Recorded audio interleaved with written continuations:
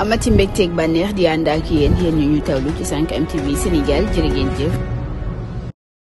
mbokk yi siifur 5M TV Sénégal dal leen ak jàmm ci seen chaîne bi nga xam ne saa bu nekk rek yéen a ngi koy topp di fi taataane lépp loo xam ni moo di xibaar procès bi nga xam ne kon doon nañ ko amal tey jilee foofee ca tribunal bu Ndakaaru dox ci diggante ki nga xam ne rek moo di Serigne Fallou Fall ak ki nga xam ne rek moo di tantam ji di Fatima Dieng mi nga xam ne rek kon moo ko daal di jiiñ viol tey jile kon ñu doon amal li nga xam ne rek moo di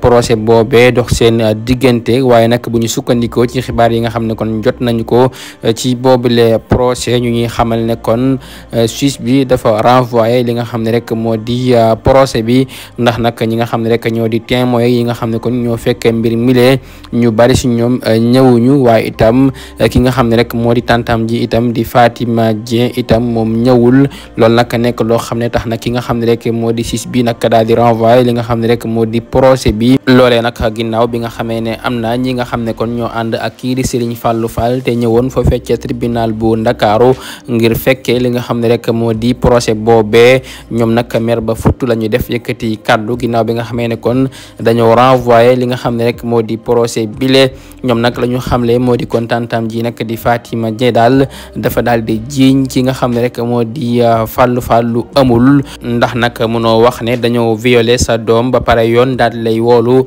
ngir rek ñu leeral mbir mu ni mel nga lànk bañ a ñëw loolu nag day firndeel ak leeral ne kon kii di Serigne Fallou Fall daal li ko tantam ji di waxal amul benn yoon ak mbañ a lekk moo tax nag mu daal di koy jiiñ mbir mu ni mel mu nekk na kàddu yoo xam ne rek kon ñi nga xam ne ñoo teewoon foofee ca tribunal bu Ndakaaru ngir fekkee li nga xam ne rek moo di procès boobee daal nga xam ne tey ji kon doon nañ ko amal dox ci diggante kii di Serigne Fallou Fall ak ki nga xam ne rek moo di tantam ji di Fatima Dieng tey ji nag yëkkati kaddu lañu def mer ba futu jëm ca mbir mu ni mel kon nag ki nga xam ne rek moo di kii di maître El Hadji Diouf nag di avocat bi nag nekk nag koo xam ne kon dafay layal kii di Serigne Fallou Fall itam wax ne kon jamono ji kon juge bi dafa renvoyé li nga xam ne rek moo di procès bi ndax nag ñi nga xam ne kon ñoo di témoins yi nga xam ne kon ñoo fekkee mbir milee ak ki nga xam ne rek moo di nday mbir gi nga xam ne kon moo daal di jiiñ ci viol kii di Serigne Fallou Fall daal ñoom ñëwuñu mu nekk nag loo xam ne kon tax na tey ji kon